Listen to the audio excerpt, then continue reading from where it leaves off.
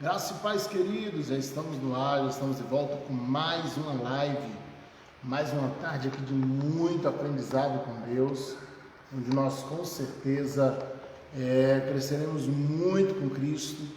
E hoje falando de um tema muito polêmico: Judas, qual foi o seu maior erro? Você que já está ao vivo com a gente, seja muito bem-vindo, fica com a gente até o final, compartilha. Amém? Seja muito bem-vindo aqui em nossa live. E você que está assistindo posteriormente, seja pelo Facebook, seja pelo YouTube, seja muito bem-vindo também, seja edificado por essa palavra, edificada, e que Deus fale com você. Mesmo assistindo posteriormente, não deixe de compartilhar, tá bom? Manda para frente, vamos tocar o máximo de pessoas possível com a palavra de Deus. Eu tenho certeza que vai ser edificante para a sua vida e para a vida de todos os seus amigos e todas as pessoas aí que fazem parte da sua rede social. Amém? Seja bem-vindo todos que já estão entrando aqui, os irmãos mandando a paz. Amém? Os irmãos lá de Angra, de Itamaraju, daqui de Vitória da Conquista. Que Deus abençoe vocês. Amém? Fica com a gente até o finalzinho. Eu tenho certeza que vamos aprender muito de Deus. Avisa todo mundo aí que a gente já entrou. Amém? Copia o link aí rapidinho, vai lá e volta. Não fica lá no WhatsApp não, mas manda para todos os seus contatos e avisa que a gente já está ao vivo. Amém? Hoje um dos temas mais polêmicos, como eu falei no instante, falarmos sobre Judas é sempre um desafio. É uma personagem que muitos pregadores tentam esquecer, tentam deixar de lado. A gente entende que não tem muitas lições, ou melhor, muitos interpretam assim que Judas não deixou muitas lições a serem aprendidas. Mas mesmo as pessoas que erram, mesmo aquelas que trazem exemplos negativos, elas têm lições a nos ensinar, né? Haja vista que a Bíblia nos mostra lições positivas e lições negativas, lições de como proceder e lições de como não proceder. E como selecionamos isso é através das consequências, é através do fruto que a gente vai selecionar se aquela ação é uma ação a ser repetida, uma ação a ser recusada. Amém? Minha mãe informando aqui que meu pai também está assistindo lá de Itamaraju. Amém? Minha esposa também já entrando aqui. Sejam bem-vindos. Amém? Todos que estão nos assistindo. Avisa todo mundo aí que a gente já chegou.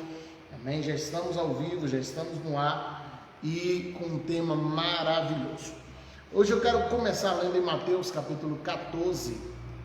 Mateus capítulo 14, capítulo 26. Versículos 14, 15 e 16. Mateus 26, versículos 14, 15 e 16. Que diz assim: Então um dos 12, chamado Judas Iscariotes, foi ter com os principais sacerdotes e disse: Que me quereis dar? E eu vos entregarei.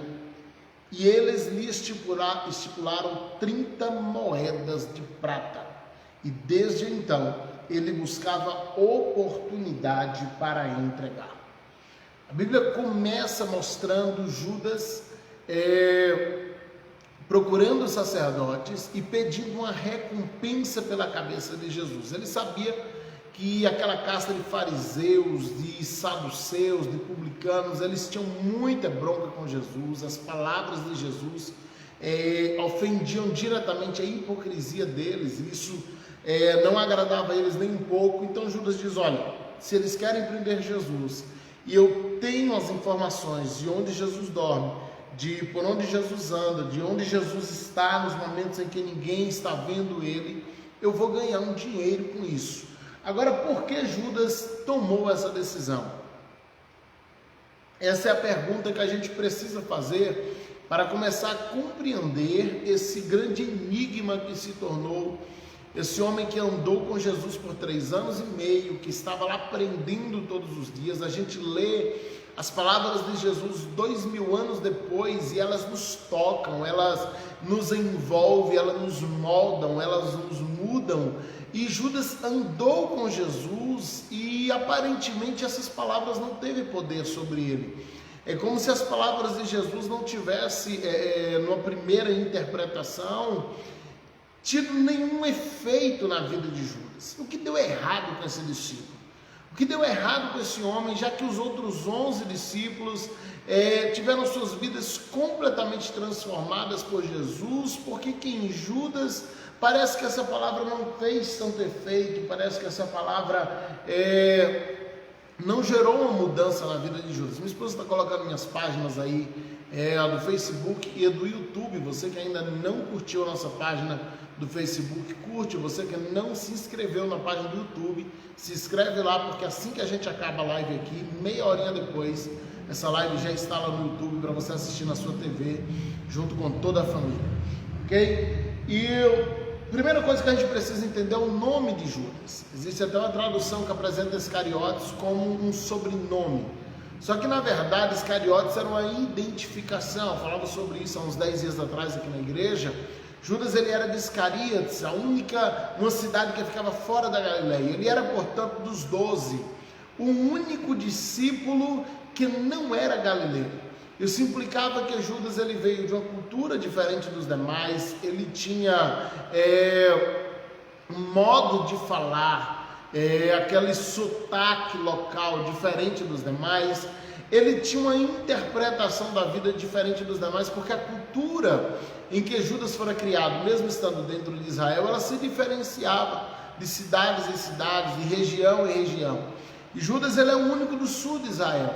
Ele é o único das cercanias de Jerusalém, da parte da Judeia.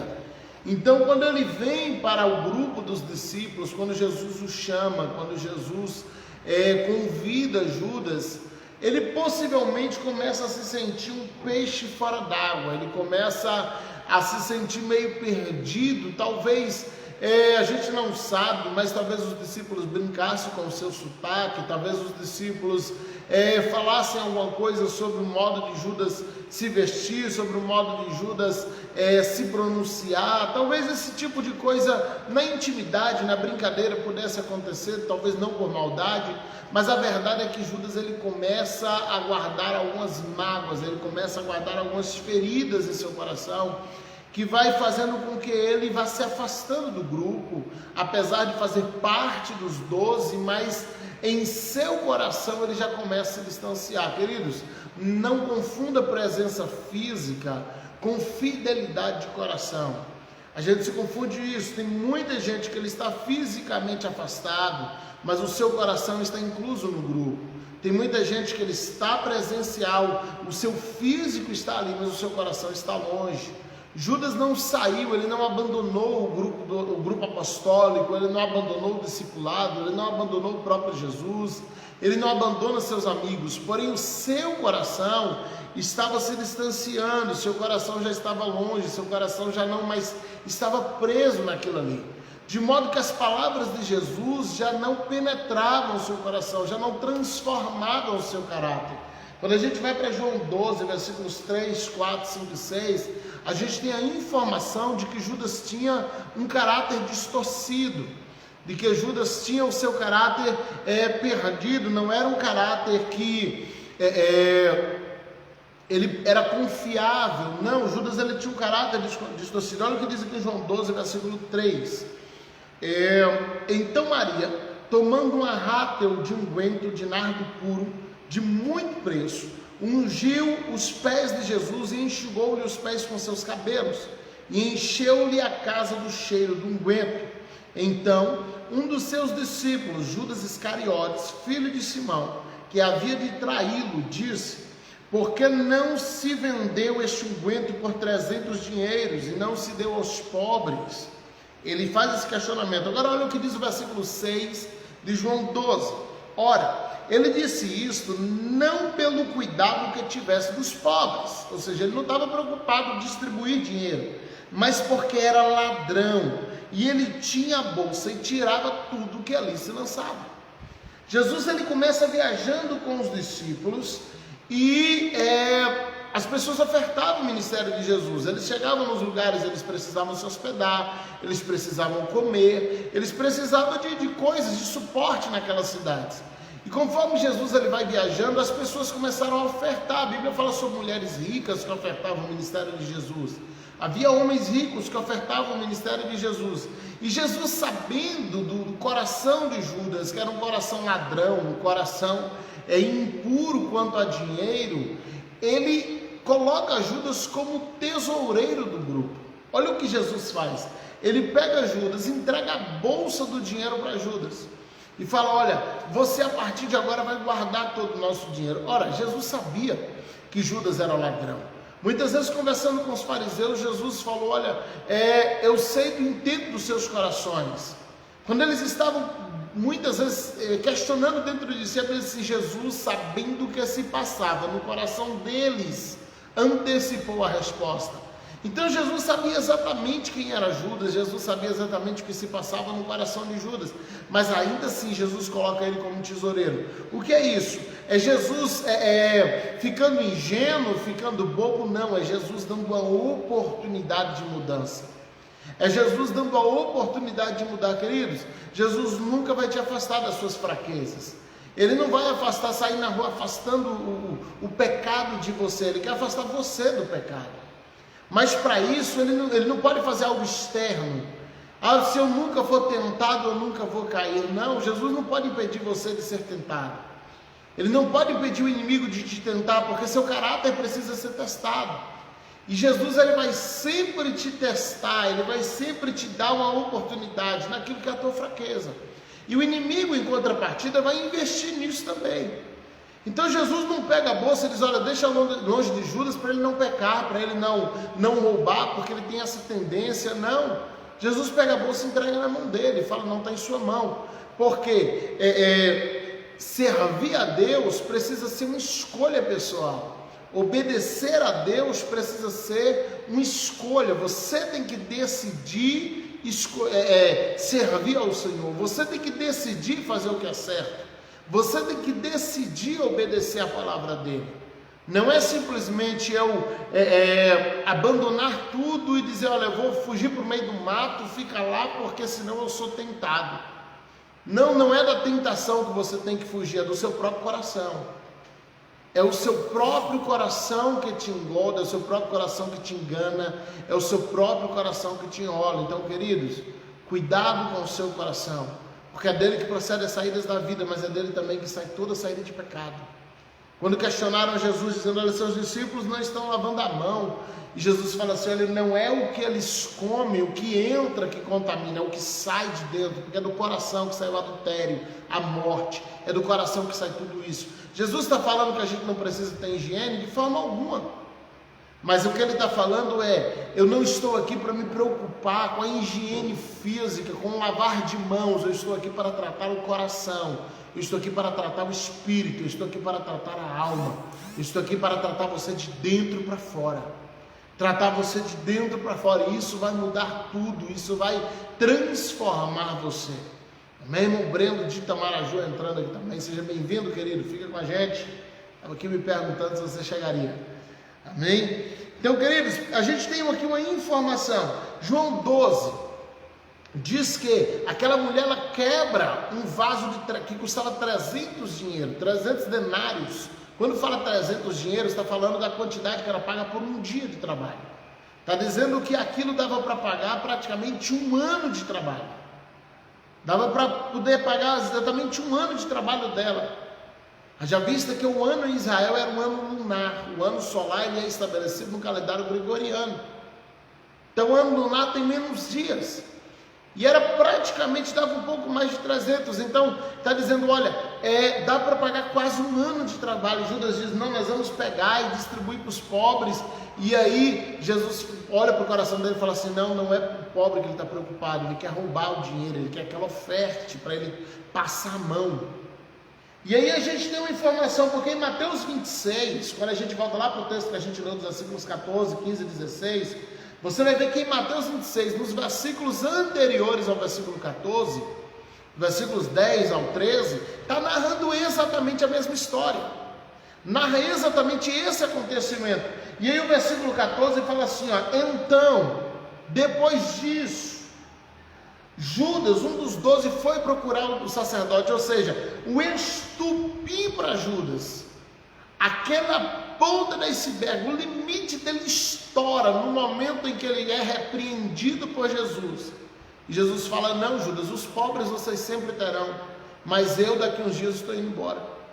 Não, Judas, você está errado. Era a primeira vez que Jesus questionava Judas. É a primeira e única vez que você tem nos evangelhos Jesus confrontando Judas.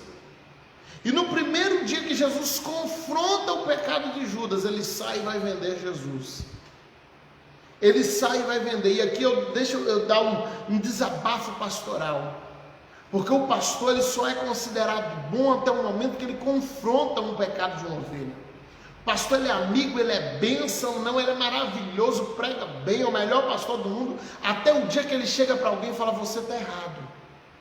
Não, isso que você está fazendo não está certo.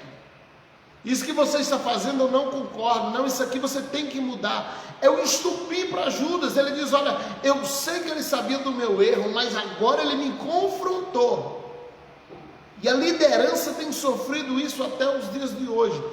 Questionar ou confrontar o pecado de alguém tem sido o limite para alguém sair da igreja, para alguém trair a igreja, para alguém rachar a igreja, queridos. Cuidado com decisões tomadas a partir da ira por causa de uma repreensão por um erro seu, porque isso vai abrir um precedente para um caminho de morte. Isso vai abrir um precedente. Olha como Lucas descreve. A gente vai juntando aqui Mateus 26, João 12 e Lucas 22, porque eles vão narrando a mesma história.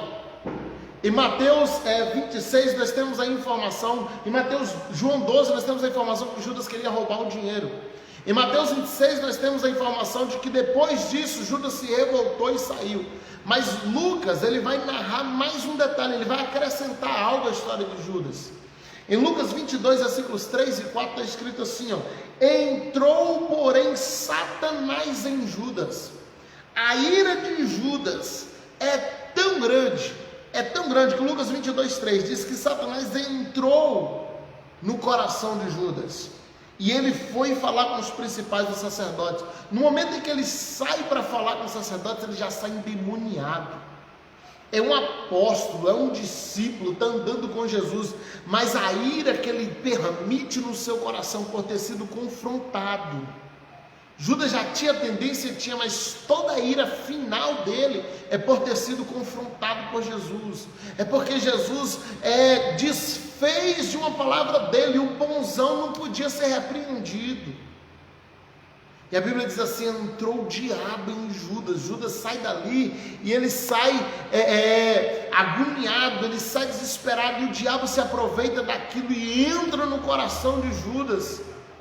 E o diabo entra dentro dele, de modo que quando Judas volta daquela reunião, que ele entra para a ceia, Jesus vai falar assim: um de vós é o diabo. O nível de possessão que Judas ficou. Por causa de quê? Porque foi repreendido. Porque roubou durante 3 anos e meio, roubou a bolsa e Jesus não falou nada, mas agora Jesus repreendeu ele e ele não gostou. Agora Jesus reclamou com ele e ele achou ruim, e ele sai dali tão revoltado, tão atribulado, que a Bíblia vai descrever em Lucas 22, entrou Satanás dentro de Judas. Judas sai possesso. Judas sai dali completamente endemoniado. Por quê? Porque ele foi repreendido e ele não aceitava a repreensão. Queridos, cuidado com legalidades, cuidado com quebra de princípios. Quebras de princípios abrem legalidades que muitas vezes são irreparáveis.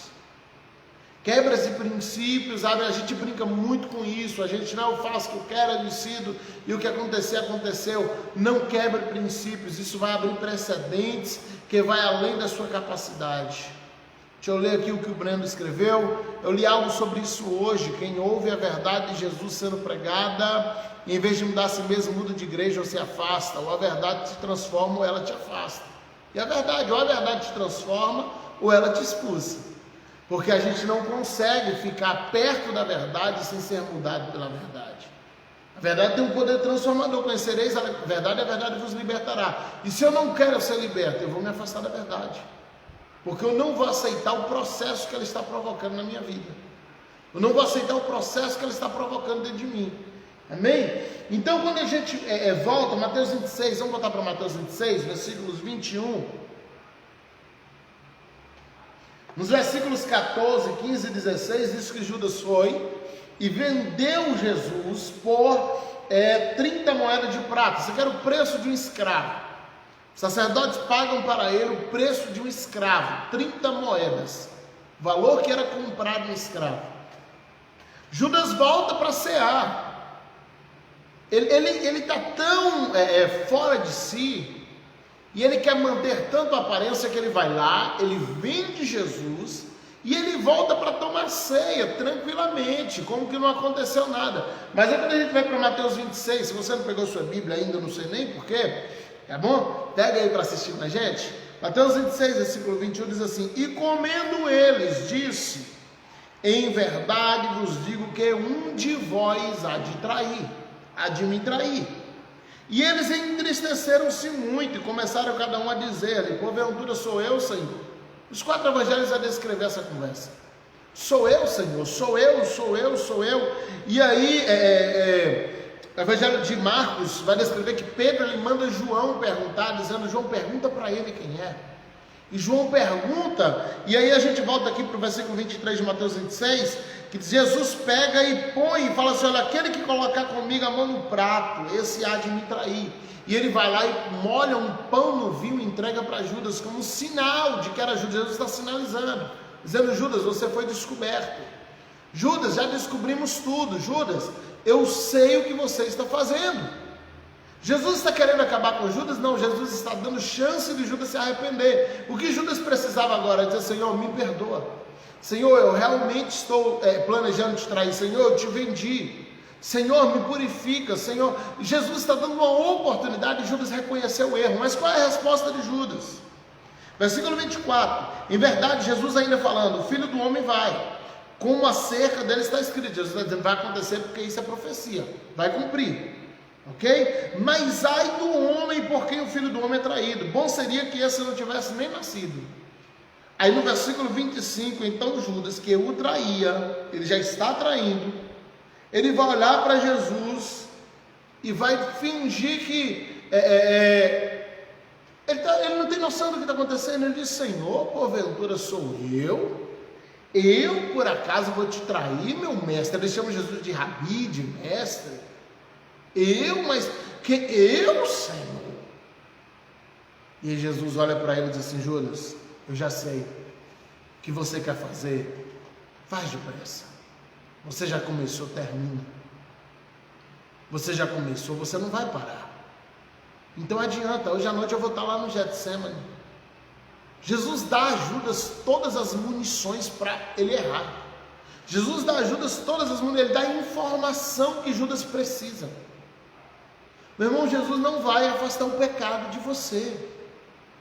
Jesus não vai simplesmente, olha, eu vou isolar ele do mundo, botar dentro de uma cápsula. Não, você precisa decidir não pecar.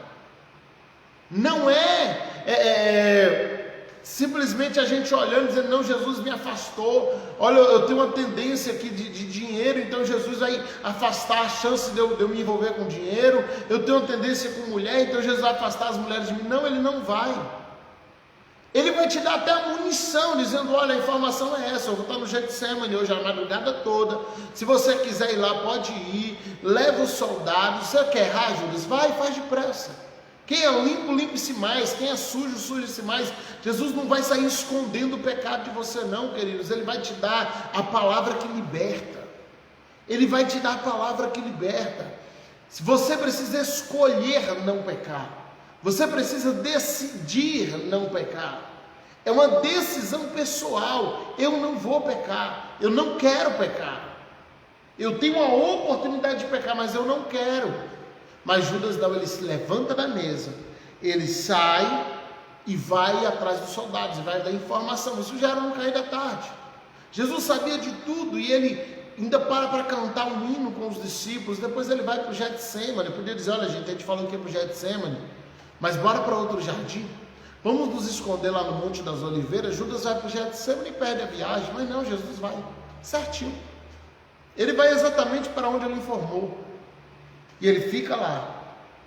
A Bíblia diz: sua alma se angustia. Jesus, ele diz para os discípulos: ora comigo, eu estou angustiado, eu preciso de oração. Imagina o mestre dos mestres pedindo oração. ora comigo, ora. E aí os discípulos, o que eles fazem? Eles vão dormir. Tem 3 anos e meio que Jesus está fazendo tudo por eles. A primeira vez que Jesus pede alguma coisa, os discípulos não atendem.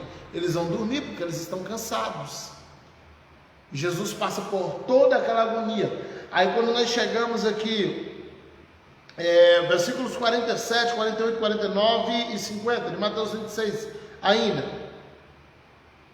diz assim: e estando ele ainda a falar, eis que chegou Judas, um dos 12, isso já no meio da madrugada, e com ele uma grande multidão com espadas e varapaus, enviada pelos principais sacerdotes e pelos anciãos do povo. E o que o traía tinha lhes dado um sinal, dizendo: o que eu beijar é esse, prendei-o. E logo aproximando-se de Jesus, disse: eu te saúdo, meu mestre, e beijou. Olha a cara de pau do Judas. Ele não tem o menor remorso. Ele tenta, mesmo no jardim de Getsêmani, manter toda a aparência. Eu te saúdo, meu mestre. Ele beijou. Aí Jesus vai olhar para ele com uma última oportunidade, dizer: meu amigo, por que você veio? Meu amigo, meu irmão, não imagina eu chamando alguém de amigo nesse momento. Meu amigo, por que vieste? E aí se aproximou os outros e prenderam Jesus. Jesus olha para Judas naquele momento e diz: meu amigo, por que você veio? Eu te dei a oportunidade de decidir, eu te dei a oportunidade de você fazer diferente, mas você decidiu pelo erro. Talvez essa palavra no Getsemane, quando Jesus, sabendo de tudo, e ele chama Judas de amigo, tenha sido essa palavra que virou uma chave no coração de Judas. Que virou uma chave, e ele sai dali, ele sai com a plena noção do que ele fez. E dessa vez não é mais o Judas irado, não é mais o Judas iracundo, o Judas endemoniado, não. O Judas que sai dali é um Judas arrependido, desesperado. A gente não fala muito nisso. A gente trata Judas como se ele fosse uma rocha, mas Jesus, ele soube deixar claro para Judas, dizendo: a tua falta de caráter não muda o meu caráter.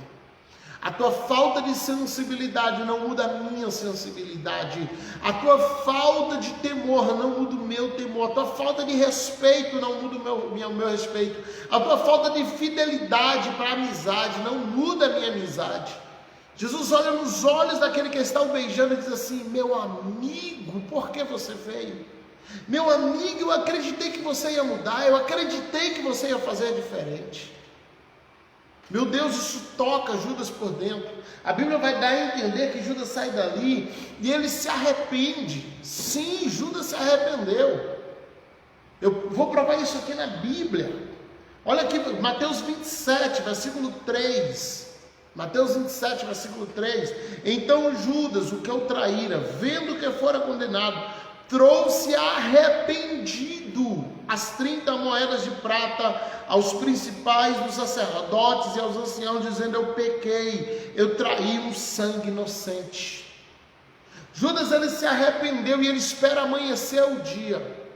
Ele vai correndo ao sinédrio, ele leva, na verdade ele diz que ele vai ao santuário, ele vai ao templo, e ele leva aquelas 30 moedas de prata que ele recebeu, e ele fala assim: olha, eu estou devolvendo, eu estou tentando comprar Jesus de novo. Eu pequei, eu traí um homem inocente, eu traí alguém que me chama de amigo. Só que aonde está o erro de Judas aqui? Porque não era para o seio dos religiosos que Judas tinha que correr. O problema de Judas aqui é que, ao invés de correr para a cruz, ao invés de correr para Jesus, que ainda está vivo naquele momento, eu falo no sentido físico, porque ele morreria horas depois. Entenda minha frase para depois não sair na internet dizendo que eu falei que Jesus está morto, tá bom? A gente tem que ter muito cuidado com a internet, porque tira um trechinho assim e faz uma confusão com a cabeça da gente. Tá certo? Então Jesus está lá, está sendo julgado, está caminhando para o Calvário. João está seguindo Jesus, Pedro está do lado de fora esperando a segunda chance, porque também negou Jesus. Mas Judas não, ele ao invés de correr para Cristo, ele corre para os religiosos. E quando ele chega para os religiosos e diz: eu pequei, a resposta deles no versículo 4 de Mateus 27 é: o que nos importa? Isso é problema seu, isso aí é contigo. Porque, meu irmão, gente religiosa nunca vai conseguir celebrar arrependimento. A religiosidade só permite as pessoas celebrar a queda. A religiosidade não permite às pessoas reconhecerem quando alguém verdadeiramente se arrependeu. A religiosidade não permite que o religioso olhe para o arrependido e diga: olha, ele se arrependeu, ele merece uma segunda chance. Na cabeça do religioso, uma vez que pecou, é pecado para sempre. E Judas, ele vai atrás dos religiosos da época para se confessar, mas os religiosos não têm uma palavra de perdão. Os religiosos dizem: olha, isso é problema seu, Judas. Eu pequei, estou arrependido. Nós não temos nada a ver com isso. Isso é contigo, Mateus 27:4. Isso é contigo, Judas. O que eu tenho a ver? Se você pegou, é problema seu. Você está condenado ao inferno. Porque a lei não tem poder de purificar, queridos. A lei não tem poder de salvar. A lei não trabalha a remissão de pecado. A lei trabalha a condenação. E quando, ao invés de correr para Cristo, ao invés de correr para a graça, Judas corre para a lei, ele está correndo para a morte. Se ele corre para a cruz, e escreve isso que eu estou te dizendo, se Judas fosse para os pés da cruz pedir perdão a Jesus, Judas ia ser perdoado.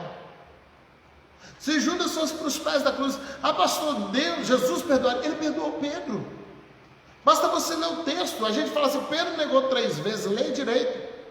A primeira vez Pedro diz: eu não conheço. A segunda vez uma serva diz: você é um deles. Você fala como um deles. Pedro diz: eu nunca o vi. Da terceira vez a Bíblia vai dizer assim: Pedro fala palavras de injúrias. Ele começa a blasfemar contra Jesus para provar que não conhecia. O que Pedro fez foi gravíssimo. As palavras que Pedro fala são gravíssimas, mas Jesus perdoou Pedro. Qual a diferença de Pedro e Judas? É porque Pedro correu para Jesus. Quando Pedro se dá conta de que negou, ele vai para a porta do Sinédrio e fica lá esperando por um olhar. E a Bíblia diz que depois de ter pecado, Jesus olhou para ele com um olhar de perdão. E aquele olhar de Jesus virou a chave do perdão dentro de Pedro, de modo que ele não se afasta dos discípulos, ele volta para o cenáculo. Mas Judas não correu para Jesus, Judas corre para os religiosos, Judas corre para a lei, e a lei não sabe perdoar, a lei só condena, a lei desconhece a graça, a lei só conhece a punição, a lei só conhece a morte. Você pecou, você tem que morrer. Você pecou, você não é digno de mais nada. Você pecou, Deus não te ama mais. Você pecou, Deus no isso, Deus naquilo outro. Mas se ele corresse para Jesus, e aí eu volto ao tema dessa live que eu falei: Judas, qual foi seu maior erro? E aqui eu já abro esse precedente. Qual foi o maior erro de Judas? Foi ter errado? Não. O primeiro erro não. O maior erro de Judas foi depois do pecado. Porque a questão não é quando você peca, é o que você faz depois do pecado. O problema maior não é só quando você peca. O pecado, ele é o princípio dos problemas. Ele abre uma porta de condenação. O problema não é o pecado, o problema é a condenação que vem junto com o pecado.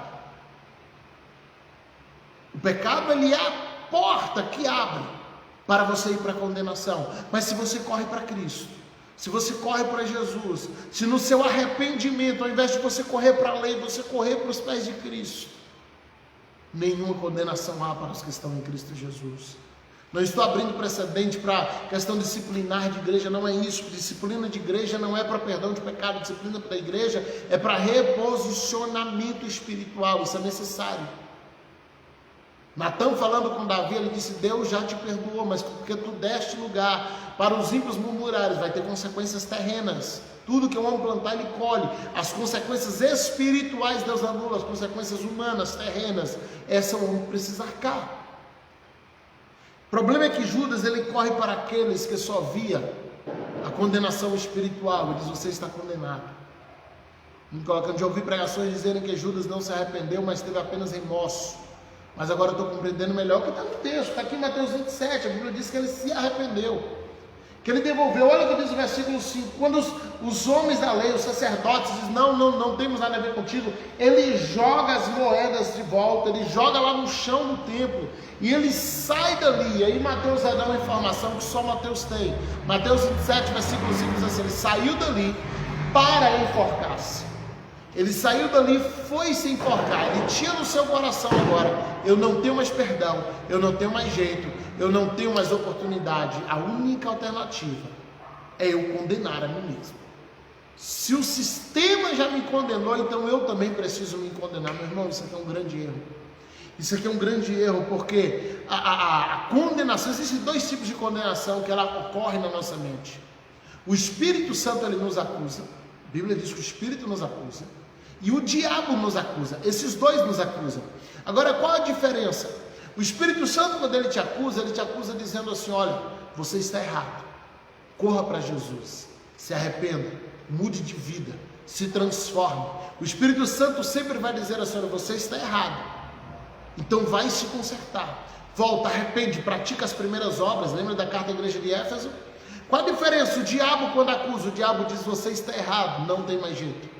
Você está errado, não tem mais perdão. Você está errado, está condenado ao inferno. Você está errado, sai da igreja porque você não merece, mas está aí. Olha, sai do meio dos irmãos, porque você não é digno de estar aí. O diabo, quando ele te acusa dizendo que acabou. O Espírito Santo, quando ele te acusa dizendo: olha, você precisa recomeçar. Você precisa começar de novo, você precisa fazer correto, você precisa fazer o que é certo. Você precisa. Qual é a palavra que Deus fala com Caim? Quando Caim está revoltado com Deus, e Deus lá no versículo 7 de Gênesis 3, se não me fala a memória, o Senhor vai dizer assim: Caim, por que está irado teu coração? Se você fizer direito, eu aceito. O que o Senhor está oferecendo para Caim ali? Ele está oferecendo a graça. Porque a lei que viria depois, a gente acha que a graça, ela é posterior à lei. Não, a graça veio com Cristo. Não, quer dizer, a graça estava no Éden. O pecado, ele anulou a graça. O que nós temos em Atos 2 é a restituição da graça, é a devolução de algo que já estava lá no princípio. A maior manifestação de graça de Deus foi com Caim. Quando o Senhor diz: Caim, se você fizer direito, eu aceito. O que o Senhor está dizendo para Caim? Ele diz: olha, faz novamente. Você fez errado uma vez, mas faz de novo, faz correto. Eu vou aceitar. O que é isso? Isso é graça. Porque é justamente isso que a graça te propõe. A graça diz: o que você fez errado hoje, mas faça correto amanhã. E o Senhor vai aceitar. Conserte esse erro. E o Senhor vai aceitar. Mas o que a lei vai fazer? E a lei é condenatória. O que o diabo faz por meio da lei? Ele diz: não, você não merece, você já errou, acabou tuas chances, acabou tuas oportunidades, acabou, não, você errou, já era, vai para o inferno. E aí Judas entra agora, o inimigo que está falando de dentro para fora, está soando aos ouvidos espirituais de Judas, e a decisão dele: eu vou sair e vou me enforcar. Eu vou sair para me enforcar. Eu vou lá e vou me enforcar. E é interessante porque assim, Judas ele vai para se enforcar. A Maria colocando aqui, porque o inimigo vem para matar, roubar e destruir, né? O diabo não sabe fazer outra coisa além disso, né? Matar, roubar e destruir. Judas ele vai se enforcar em um campo. Lucas vai escrever em Atos que ele comprou um campo. Na verdade não é ele que compra, os sacerdotes vão comprar esse campo depois. O campo é que ele se enforcou, porque eles dizem que ele se enforcou, não, que ele morreu. A gente já vai corrigir isso aqui também. Porque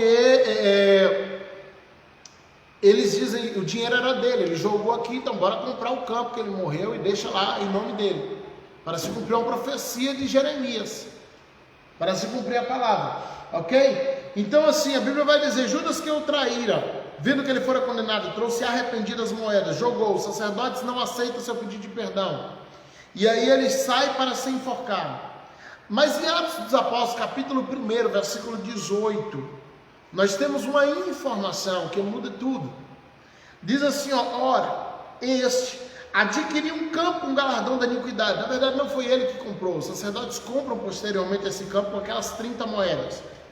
E precipitando-se, ou seja, lançando-se, rebentou pelo meio, e todas as suas entranhas se derramaram. Então nós temos algumas informações. Primeiro, Mateus 27, versículo 5, Judas saiu para se enforcar. Ele sai com essa intenção. Judas ele sai com a intenção de se enforcar. Isso é fato. Isso está lá em Mateus 27, 5, uma decisão. Eu vou me enforcar. Mas quando nós chegamos em Atos dos Apóstolos, capítulo 1, versículo 18, diz que ele caiu, que ele precipitando-se, aparentemente de um penhasco, ele rebentou pelo meio, ele foi rasgado pela cintura, possivelmente bateu em uma ponta de pedra que o abriu pelo meio, de modo que todas as suas entranhas, as tripas, os fatos saíram para fora.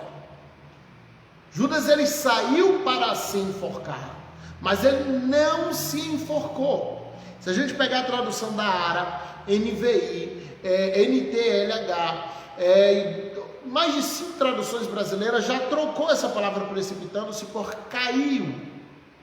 Por que caiu? Porque quando você vai para a Bíblia King James, que tem uma tradução muito mais precisa do que essa, não falo com a atualizada, mas eu falo da King James original, da verdadeira, que tem uma tradução precisa demais, em termos de originalidade, vai estar assim, olha, e Judas indo para se enforcar. Ele caiu de cabeça. Parece que ele tem, algumas traduções, alguns teólogos vão tentar dizer que a corda que Judas se enforcou quebrou, ou alguma coisa desse tipo. Não é o que está nos originais. Em Atos capítulo 1, versículo 18, vamos ver se eu consigo puxar King James aqui, só para a gente facilitar, encontrar a leitura mais precisa. Em Atos capítulo 1, versículo 18 da King James, vai dizer que ele caiu de cabeça. E portanto não se trata de uma corda quebrando, mas Judas caiu de cabeça. E ele cai, apesar de ele ter caído de cabeça, ele é rasgado ao meio. Aparentemente uma pedra, em algum penhasco, acertou o meio de Judas, e suas entranhas, suas tripas, seu intestino é jogado todo para fora. Então o que a gente percebe é que Judas, ele sai com uma intenção de se enforcar, Mateus 27, 5. Mas por algum motivo, olha aqui, está King James assim, ali caiu de cabeça. Olha como está na King James.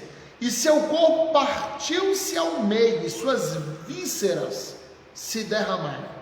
Ele caiu de cabeça, seu corpo partiu-se ao meio, suas vísceras se derramaram. Atos capítulo 1, versículo 18. Portanto, ele não chega a se enforcar.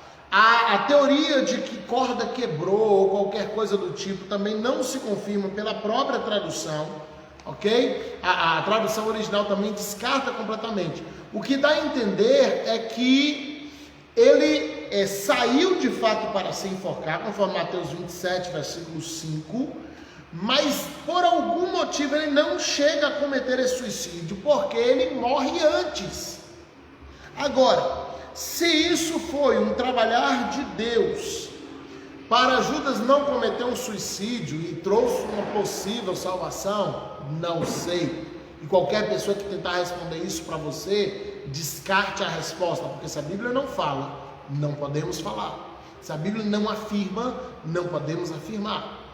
Se foi Deus que interviu para Judas não cometer suicídio, por que Deus fez isso?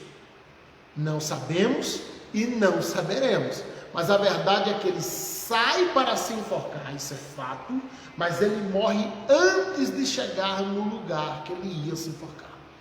Ele cai, ele é rasgado ao meio e o seu intestino é jogado para fora. Então a gente tem um homem intencionado ao suicídio, mas que não chega a cometer o suicídio, ele morre no caminho da própria morte.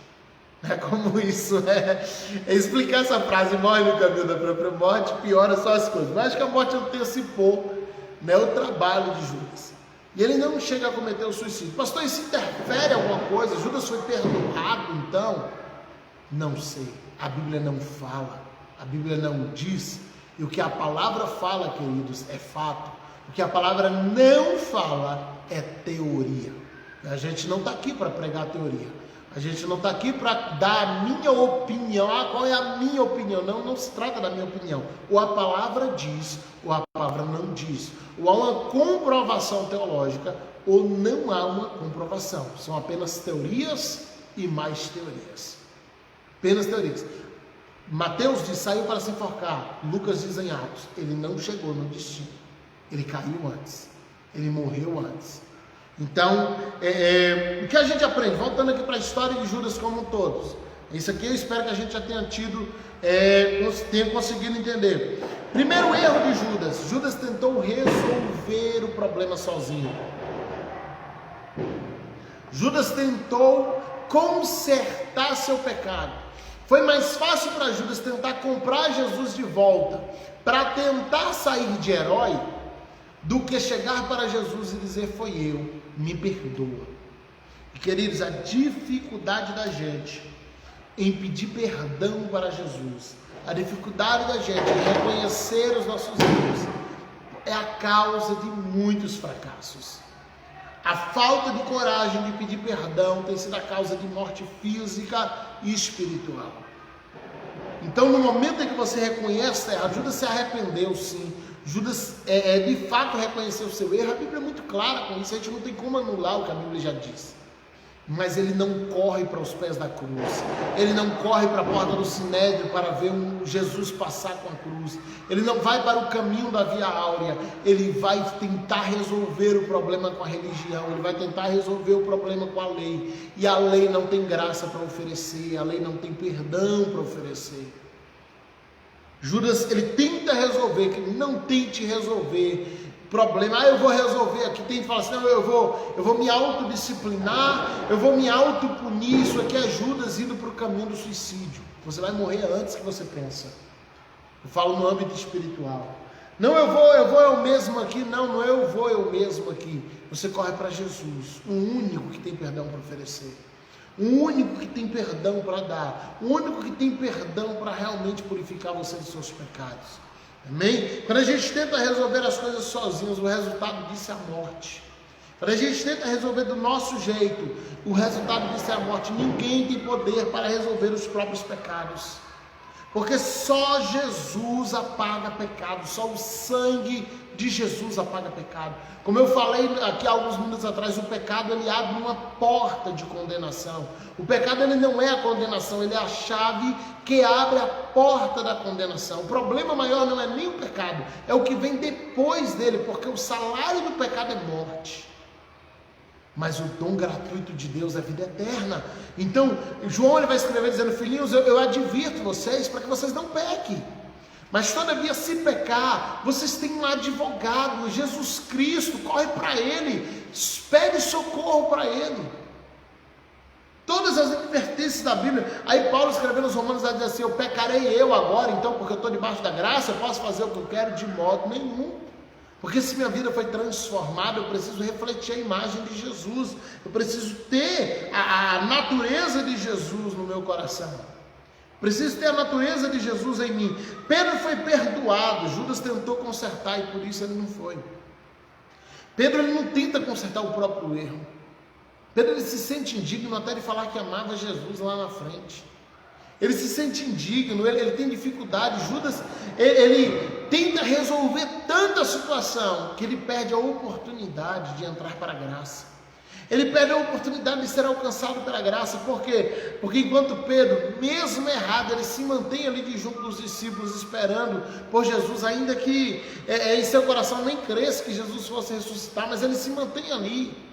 Ele fica ali esperando uma oportunidade de mudança. Judas não, ele sai para tentar resolver, e ele procura um caminho de morte, em que ele é condenado pelos outros, e ele se autocondena. E aqui deixa eu te dizer uma das frases que é muito forte: o arrependimento não é suficiente. Pastor, como assim não? O arrependimento não é suficiente. Não basta você se arrepender, você tem que correr para a cruz. Porque às vezes você está arrependido do que você fez, mas você não volta atrás. Quantas pessoas que falam uma palavra dura para outra, ela se arrepende profundamente, ela perde o sono por aquela palavra, mas ela não tem coragem de pedir perdão. Então o arrependimento não é suficiente, porque o arrependimento ele precisa ser a porta para uma mudança. Mas se meu arrependimento ele não consegue vencer meu orgulho, então meu orgulho é maior do que meu pecado. O pecado do orgulho de Judas foi maior do que o pecado da traição. O orgulho de se sair bem, de tentar comprar Jesus de volta, para voltar cá e dizer para os discípulos: olha, eu resolvi, ele foi maior do que a traição. A traição de Judas se torna pequena diante dos pecados que ele comete, tentando resolver a situação do que ele fez. Então, queridos, não tenta resolver nada, você só corre para a cruz, você só vai para Jesus, você só corre para Ele. Judas não foi para a cruz, ele foi atrás do sistema religioso. O sistema religioso vai te dar métodos, Olha, você tem que dar tanto de oferta, você tem que fazer isso, fazer aquilo outro, sacrificar isso aqui, aquilo lá. Não, você está condenado, você está isso, aquilo outro. Ele vai sempre atrás de Jesus, atrás de métodos. Jesus vai te oferecer perdão. Jesus vai olhar para um Pedro que negou ele 3 vezes e dizer: apacenta minhas ovelhas. Tua história não acabou, tua história não encerrou. O orgulho precede a ruína. O Salomão já falou sobre isso em Provérbios. Jesus, quando ele encontra Maria Madalena, ele diz: olha, no 3º dia, quando ele ressuscita, ele diz: volta e fala com os discípulos e a Pedro, que eu ressuscitei. Ele destaca Pedro, porque ele sabia que Pedro, no seu coração, não se sentia mais um discípulo. Pedro não sabia se Jesus tinha perdoado ou não. Pedro não sabia se Jesus ainda queria alguma coisa com ele, não. E se Maria chega lá e fala assim: olha, os discípulos, Jesus mandou avisar os discípulos que ele ressuscitou, vamos para Galileia. Pedro ficava. Pedro está dizendo: eu não faço mais parte do grupo, porque eu traí o mestre, eu neguei o mestre. Mas Jesus diz: avisa os discípulos e a Pedro.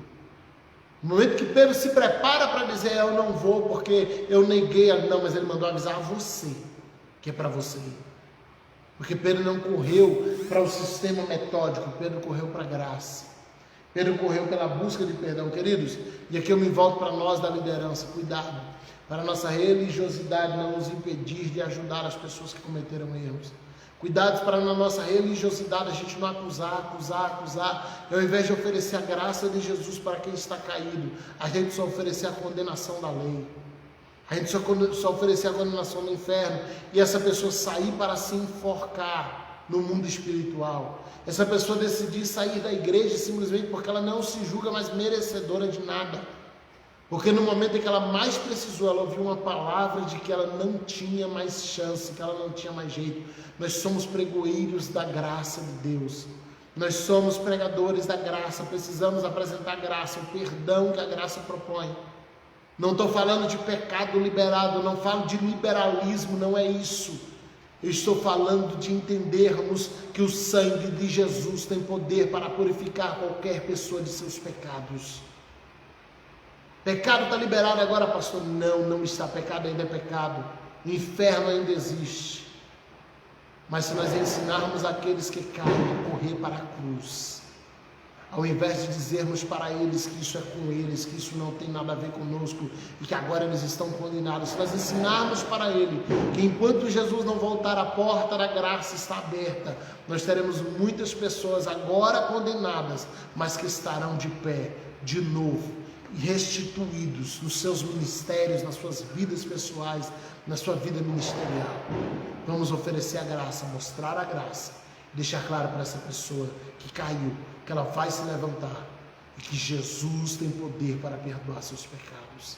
Amém? Guarda essa palavra em seu coração. Você que chegou do meio para o final, volta lá do início agora e assiste tudo de novo. Daqui a meia horinha isso já está no YouTube. É só o tempo de carregamento. Tá bom? Que Deus te abençoe. Fica na paz em nome de Jesus.